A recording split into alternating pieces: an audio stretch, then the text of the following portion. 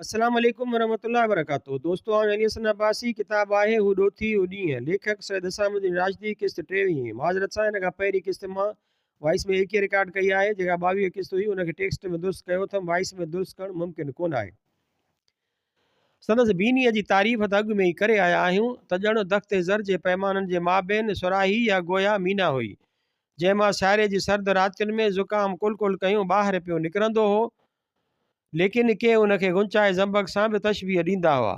संदसि अजीब आर्ज़नि जो छा चइजे, जिनसी सेब समरकंदी, थोरी थोरी लालाण ऐं लाली, बाक़ी उन ख़त जो सरसब्ज़ हो, जंहिंखे सिंधी शाइर ख़ते ख़िज़र बुशी ईसा दौरान चवंदा आहिनि।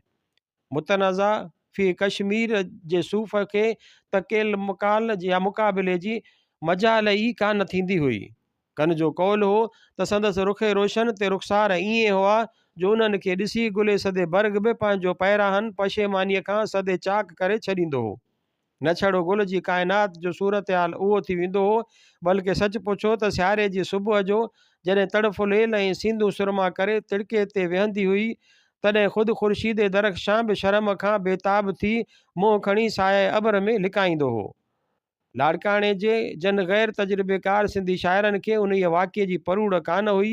उन्हनि जॾहिं संदसि रुख़सार खे ख़ुर्शीद ताबा सां तशबीह ॾिनी, तॾहिं सभ खे ख़बर आहे त उन्हनि जे दीवान जो हर हिकु फ़र्द संदसि जहालत सबबि शर्म विचां ज़र्द थी वियो, ऐं नतीजो उहो निकितो जो केतिरा शाइर पंहिंजा दीवान विञाए वेही रहिया।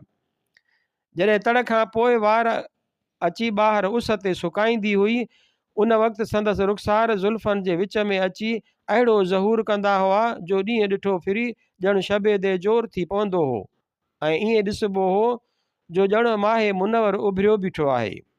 कतीअ लथे जे पारनि में संदसि आतिशी रुख़सार हमेशह ताबिश करे बीहंदा हुआ, ऐं आशिक़ जेके सादिक सॾाईंदा हुआ से उन्हनि रुख़सारनि जी आतिश ते अची सीवा लाहींदा हुआ।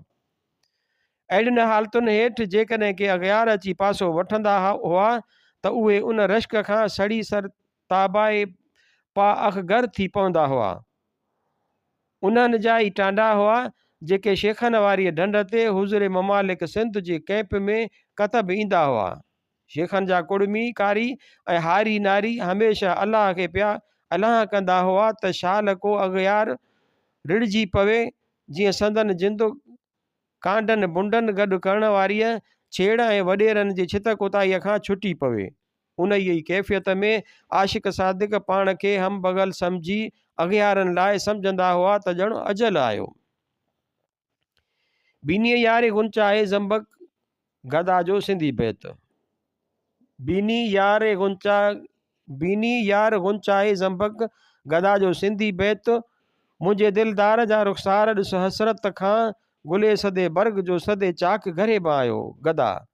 जलवाए आरिज़े जाना जो ॾिसे थी बेताब, सायाए अबर में ख़ुर्शीद दरख़्शां आयो गदा। ॾियां तशबीह जे ख़ुर्शीद सां रुख़सारे जाना खे त हासिल ज़र्द रूई थिए संदम हर फ़र्द दीवान खे गदा। वाह जो ज़ुल्फ़नि में कयो यार जे रुख़सार ज़हूर, शबे दे जोर में जीअं माहे मुनवर पैदा गदा। मूंसां थियो हम बज़म मुंहिंजो आतिशी रुख़सार यार, रश्क खां अग़ियार खे सरेताबा पा अखगर ॾिठुमि गदा। सिंध जे कमिश्नर खे उन जे लक़ब सां वॾेरा यादि कंदा हुआ। लाड़काणे ज़िले में 3 ढंढा आहिनि, जन ते नाताल जे मौक़े ते अंग्रेज़ बदकुन जो शिकार कंदा हुआ। दिलरुबा मूंसां हम बगल आहे, अॼु त अग़ियार जो अजल आहे गदा। उन्हनि ई आतिशी रुख़सारनि खे ॾिसी केतिरनि ई वॾेरनि जे दिलि में जॾहिं इश्क उला थी उथंदो हो, तॾहिं उन्हनि ई उलनि जी आतिश मंझां हू समंदर पैदा थी पवंदो हो, जंहिं लाइ दीवान गदा जी इशारे जो चवणु आहे त वॾे कुएं जहिड़ो थिए थो। उन्हनि संदसि आरिज़नि या रुख़सारनि मथां ख़ाल हमेशह ईअं पियो लॻंदो हो ॼण ख़ान बहादुर हाजी अली हसन ख़ान हकिड़े जी हयातीअ में कंबर जे इस्लामी शहर अंदरि दीवान शामदास जहिड़े महासभाई हिंदूअ अची कैंप कई आहे। या वरी ईअं पियो मालूम थींदो हो त ॼण हुस्न जी सरकार में कमकार लाइ लोअर सिंध जे कंहिं बुज़ुर्ग पंहिंजूं सभई ज़रूरतूं पसे पुश्त विझी ख़ासि हाज़िरीअ वारनि शीदियुनि मां कंहिं मज़बूत हबशीअ खे कंबर ॾियारे मोकिलियो आहे। लेकिन जेके आशिक उन हबशीअ जे अहमालनि ऐं अफ़ालनि खां आशिना हूंदा हुआ उहे उनखे ज़ंजिबार जो ज़ंगी सम्झंदा हुआ या वरी चवंदा हुआ त हुसन जे हुक्मरान वटि दरबानी करण लाइ उदेस अबाबा मां हीला सेलासीअ ग़ुलाम मोकिले ॾिनो आहे। कन जो उहो बि कौल हो त उहो उन ई आहवीअ मशकीन जो नाफ़ाए ततार आहे जेको मुल्क ख़तनि जे बयाबाननि में चोकड़ियूं भरींदो वते थो। उहो ई संदसि ख़ाल जॾहिं मुंबर थी रुख़सार तां हटी अची अबरूअ मथां बीहंदो हो तॾहिं उहो ईअं पियो मालूम थींदो हो गोया तेग अबरूअ ते जोहर खुली बीठो आहे, या ईअं पियो भाइबो हो त ख़ाल सयाह ॼण ज़ाग आहे जंहिं कमान ते अची पंहिंजो नशेमन कयो आहे। जेकॾहिं को पैकान आशिकनि खां बची पवंदुसि त उहो कमान में विझी उनखे बि हणी कढंदी। उहो ई ख़ाल अबरूअ तां लही जॾहिं अची चप मथां बीहंदो हो तॾहिं ओड़े पाड़े जा पीर सगोरा भाईंदा हुआ त गोया ख़लीफ़ा चहारम जो ज़ंगी ग़ुलाम हज़रत कंबर पंहिंजे सर कूज़ो खणी हौज़े कौसर तां पाणी भरण आयो आहे। उहे ई साईं सगोरा उन ई ख़ाल खे जॾहिं ख़त सां मिलाईंदा हुआ त मुसहफ़ रुख़ जी सूरह इख़लास ते गोया ज़ेर ऐं ज़बर अची वेंदी हुई। लबेलईन संदसि अहिड़ा हुआ जो जॾहिं बदख्शां जे मुल्क में उन्हनि जी लालाण जो मज़कूर पहुचंदो हो त उन्हनि जो याकूत त उतां जो याकूत बि शर्म विचां कंधु खणी हेठि कंदो हो ऐं संदसि पेशानी अरके आलूद थी पवंदी हुई, याने साफ़ सिंधीअ में खणी चइजे त ॼण पघर अची छुटंदो हुयुसि। लबनि जे लालीअ खे के याकूत सां बि तशबीह ॾींदा हुआ जंहिंमां उहो फ़ाइदो हो त उन्हनि याकूत लबनि जो जंहिंखे बोसो हथ अची वेंदो हो उन लाइ हुसन जे सरकार मां बदख्शां जे गवर्नरीअ जो परवानो फ़ौरन इशू कयो वेंदो हो। दिलि में आशिक जे ईअं इश्क नुमायां थो थिए जंहिं तरह सां थिए आतिश खां समंदर पैदा। समंदर जी शकिल हाशिया में उन ई तरह बयानु कई वई आहे। डॉक्टर चोटराम मरहूम जो भाउ दीवान शामदास जेको कट्टर महासभाई हो ऐं सिंध में इनकम टैक्स ऑफिसर थी रहियो, पॉलिसी सियासी उहा लेकिन दोस्तीअ में हिंदू मुस्लमान हिकु। अबरूए यार ते थियो ख़ाल मुअंबर पैदा, सभु कंहिं ॼातो त थियो तबग जो जोहर पैदा। सांगी ख़ाल सया यार जे अबरूअ ते बस अजीब ॾिस ज़ाग जो नशी कीअं थियो कमान ते गदा। लबे जाना ते थियो ख़ाल मुअंबर पैदा, हौज़े कौसर ते थियो हज़रत कंबर पैदा गदा। रात याकूत लबे यार चुमियम मूंखे जीअं तुंहिंजे कब्ज़े में सॼो मुल्क बदख्शां आयो गदा। लबनि जे उन ई लालीअ मुतलिक़ केतिरनि खे इख़्तिलाफ़ राय बि हो, याने उन्हनि जो चवणु हो त दरअसल कन आशिकनि जो खून नाहक कयो वियो आहे जंहिंजे रत खे शीशीअ में बंदि करे ड्रेसिंग टेबल ते रखी छॾियो अथाईं, ऐं जॾहिं हार सिंगार करे थी उन वक़्तु उन मां ज़रो कढी चपनि खे लाहे छॾींदी आहे। कन जो वरी कौल हो त संदसि लबनि जी लाली खूने नाहक जी सुर्खी न आहे बल्कि उहे त पाण ई अहिड़ा जान बख़्श आहिनि जो नीम बिस्मिल आशिक उन्हनि खे ई चूसे कलमूं भरे उथी वेही रहंदा आहिनि। उन ई कुदरत ऐं करामत सबबि त आबे हैवान खे बि हमेशह खुजालत पे रही आहे, जंहिं करे हू ख़िज़र खे हथ अचण खां बि न टाए वियो। न फ़क़ति मंझंदि जान बख़्शीअ जी उहा कुवत हुई, लेकिन चूसण वक़्तु अहिड़ा लब शीरीं लॻंदा हुआ जो जेकॾहिं उन ई दौर में काफ़िला दर काफ़िला कतार अंदरि कतार अलगारा कंदा सिंध ते महाजर यलगार कनि हा त हूंद उहे उन्हनि लबनि खे यूपीअ जो चूसनी का आम तसवुरु कनि हा। लेकिन उहा शामत चूंकि उन वक़्तु सिंध मथां कड़कियल कान हुई, तंहिं करे छड़ो सिंधी उन्हनि जी शीरनी ऐं शकर मथां नेशकर अंग बीन शहद ऐं हलवे खे तसदुक पिया कंदा हुआ। उन ई मिठाण ते तशरीफ़त शेफ़ता थी केतिरनि वॾेरनि ज़मीनुनि जा कतई विकिरा करे पाण वञी कार कोनादी शुरू कई हुआऊं।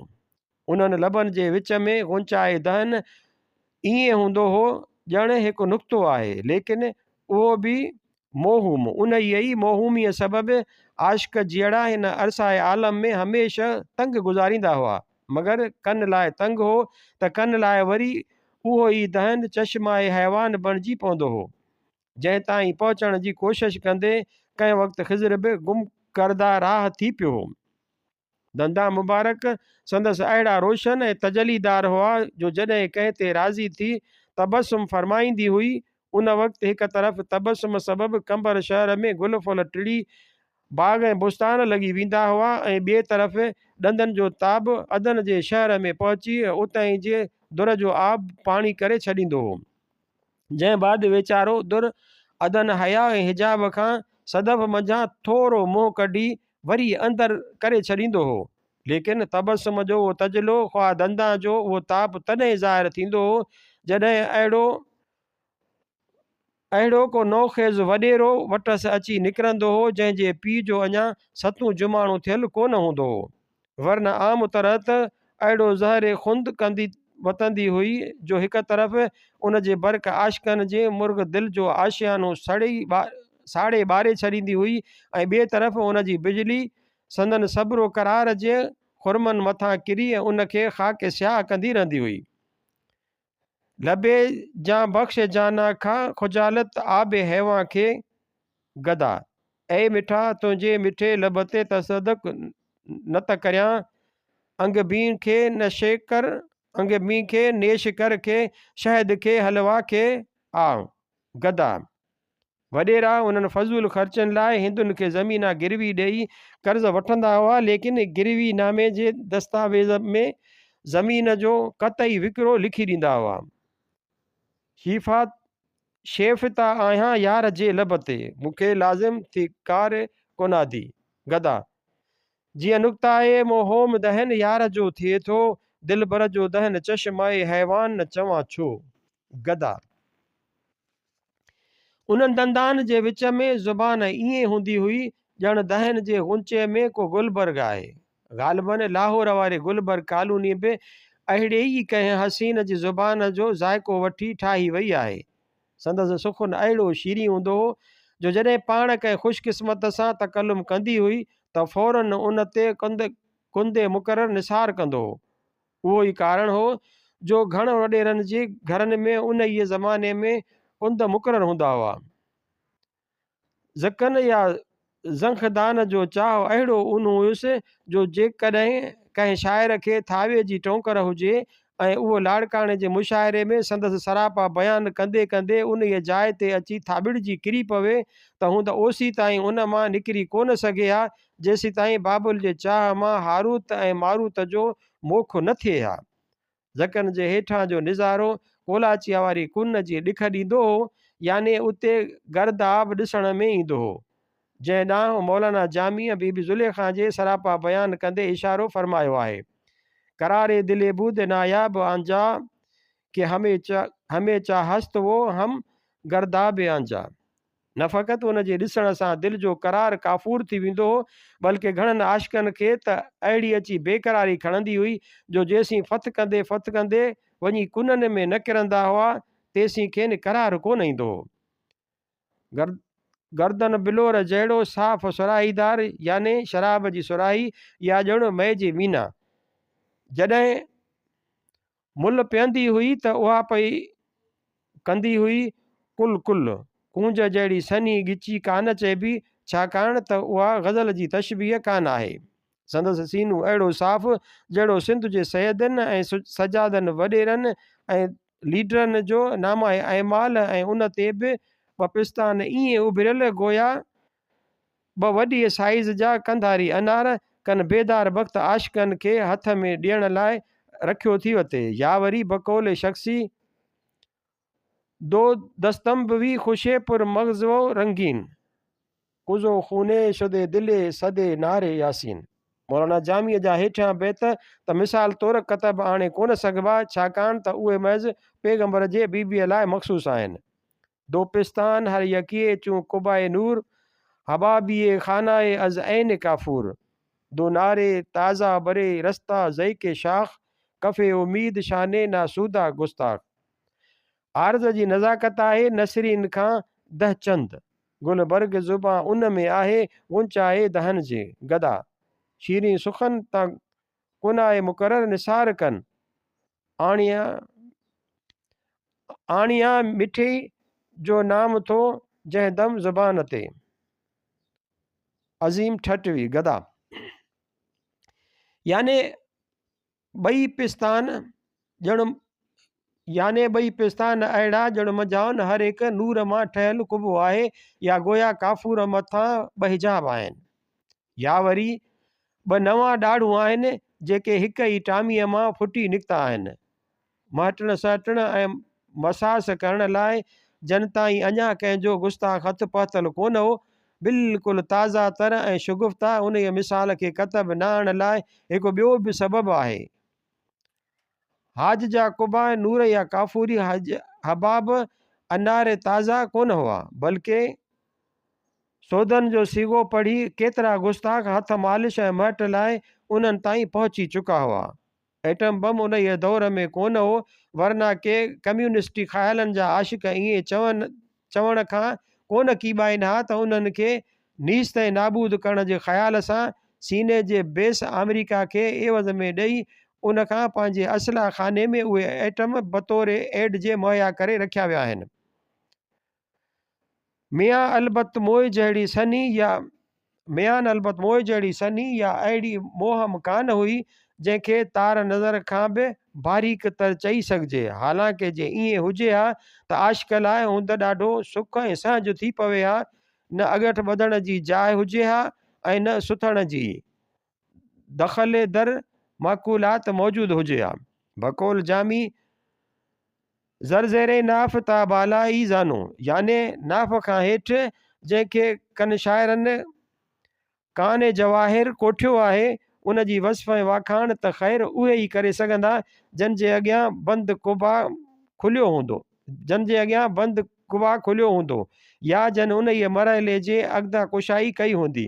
असां त फ़क़ति ॿुध सुध ते हेतिरो चई सघूं था कि गंद में रहज़ने आदमे दरे चासत, याने कणिक जो उहो दाणो जंहिंजी लज़त ऐं लज़त ॾाढे आदम जहिड़े शरीफ़ इंसान ऐं मुला माण्हूअ खे बि बेशतमजा धिका ॾियारे ॿाहिरि कढाए छॾियो, मथीअ सिट जी रनाई ऐं माना अफ़रीनीअ जी परूड़ फ़क़ति उन्हनि पढ़ंदड़नि खे पइजी सघंदी जेके मुर्शिदनि जी तशबीह मुबारक जो तसवुरु कढी कणिक जे दाणे जी शिकिल सूरत जो ख़्यालु दिलि सां हंडाईंदा। तुलाई सुरियुनि खां वठी साक सीमियुनि ताईं जो मरकूज़ पिणु असां कोन करे सघंदासीं। उन सिलसिले खे सम्झण लाइ या त नाज़रीन किराम खे पंहिंजे हुस्न नज़रिए ते भाणू पवंदो, या वरी उन जी सूरत हाल उहे ई सम्झाए सघनि था जन उन ई विच जे जलवनि ऐं जमाल या जोड़ ऐं जिनसार खे यगमा कयो हूंदो।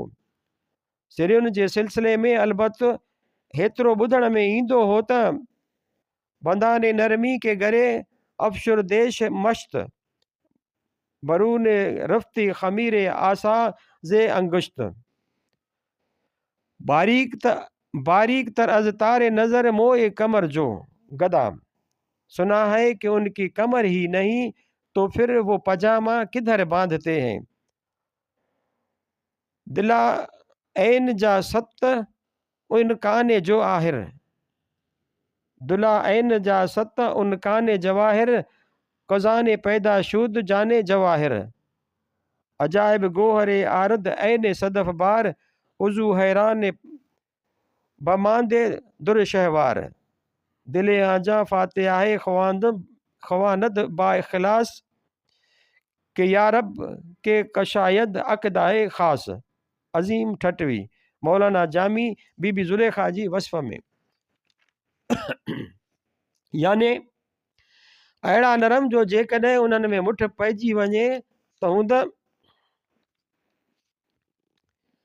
यानी अहिड़ा नरम जो जेकॾहिं उन्हनि में मुठ पइजी वञे त हूंद आङुरियुनि जे विच मां उन्हनि जो नरम गोश्त ईअं ॿाहिरि निकिरी अचे जीअं अटे ॻोइण वक़्तु ख़मीर निकिरी पवंदो आहे। साक सीमी लाइ मौलाना जामी फरमायो आहे त बनाए हुस्ने राह सीमी सतो नस्त, असां बि खणी उन ते इक्तिफ़ा कयूं था, गोया हुस्न जी इमारत जा थंबा या पियल पावा हुयूं। सरियुनि ऐं साक जे विच में संदसि ज़ानू जो ज़िक्र कंदे बिला मुबालगे चई सघिजे थो त जंहिंखे हमज़ानो थियणु नसीबु थींदो हो उन जे अॻियां गोया दुनिया जी दौलत जा दरवाज़ा वाशगाफ थी वेंदा हुआ। खानकाहे नशी अलबत हमज़ानो थियण जे उन जे करे कोशिशि कंदा हुआ जो हमेशह खेनि दीन सां गॾु दुनिया जी दौलत लुटण जी तांघ मन में हूंदी हुई। हथनि ऐं पेरनि खे लाहींदी त मेंदी हुई, लेकिन कन ज़ख़्म खुर्दा आशिकनि जो उहो कौल हो त हिन पंहिंजा हथ पेर उन्हनि आशिकनि जे खूने नाहक सां रंगिया आहिनि जिन खे हिन या त खंजरे आबरूअ सां क़त्ल कयो आहे या जेके नावकुनि जा नेश खाई ज़ख़्मी थी पिया आहिनि। जन आशिकनि खे उहा बदगुमानी कान हुई, उन्हनि खे फ़ौरन संदसि पंजाए हनाईअ जी ज़ियारत मां हुस्न जी दरबार ताईं सुरखरुई जो परवानो मिली वेंदो हो। जॾहिं उहे उते रसंदा हुआ तॾहिं खेनि मुर्गो यकीन थी वेंदो हो त पाए यार खे पंजाए हिनाई वांगुरु मेहड़ जी मेहंदी लॻल आहे। संदसि कद सुरोज जहिड़ो सिधो या शमशाद जहिड़ो सऊं कोन हो जंहिंखे क़यामत रायना या कदे दिलि जो बि जाना चई सघिजे, ऐं पोइ ख़्वामख़ा कमरी सिफ़त तोके बंदगी अची गर्दन में पवे। सनोबर सां बि उन जी मुशाबत करे कान थी सघिजे जंहिं ते आशिकनि जे दिलि जी कमरी घड़ी सायत त वेही फिराक मंझां को कू कू करे सघे, या जंहिं ते सलसल वेही बुलबुल सिफ़त फरियादी करे सघे। अहिड़ो बि कदु कोन हुयुसि जो जेकॾहिं काॾहें घुमण घटण निकिरे त ईअं पियो मालूम थिए गोया हाज जे बजाए कंबर शहर में क़यामत जो काल अची खुतो आहे। दर हक़ीक़त कदहिं क़यामत जी हूअ पूरी पुनी हुई, बल्कि के क़दुरु मंदरी चइजे त बेजा न थींदो। बदन हरूभरू गुलाब जे टामीअ जहिड़ो नाज़ुक कोन हुयुसि, दर हक़ीक़त बुत जी भरियल हुई, लेकिन निहायत सुहिणो ऐं सुरीलो। हलंदी चलंदी हमेशह माण्हुनि वांगुरु हुई। संदसि खराम में नाज़ ज़रूर हो, लेकिन मैशर पिनहा कोन हो जो हलण सां पियो मालूम थिए, ॼण फितनाए मैशर सां अची पालो पियो आहे। इजो की इजो तो नामाए अहमाल पेश थिए ऐं बेशतह दोज़ख जा दड़का ॼाण था साबित थियनि। तोड़े जो खलखाल पाए हलंदी हुई, तॾहिं बि दावर मैशर जी दरबार लॻण जो इम्कान कोन हूंदो हो। सुरखरुईअ जो जे आहीं ख्वाहां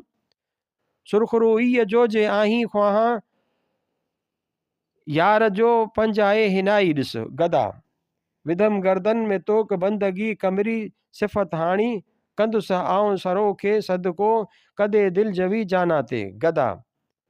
ॾिसी जे जलवाए सर्वे कदे यार करे बुलबुल सिफ़त फरियाद सलसल गदा। दर चमने यार चौबा कदो कामत बरे खासत सरुए बनशस्त ज़दवाए वो क़यामत बरखास्त। सीमतन कान हुई जंहिंखे ॾिसी आशिकनि जी दिलि नुकराए ख़ालिस थी पवे। रंग खुलियल कणक वनू ॾाढो वणंदड़ ऐं दिलि खे छिकींदड़ ईअं रोशन ॼण सचो सोन पियो झरके।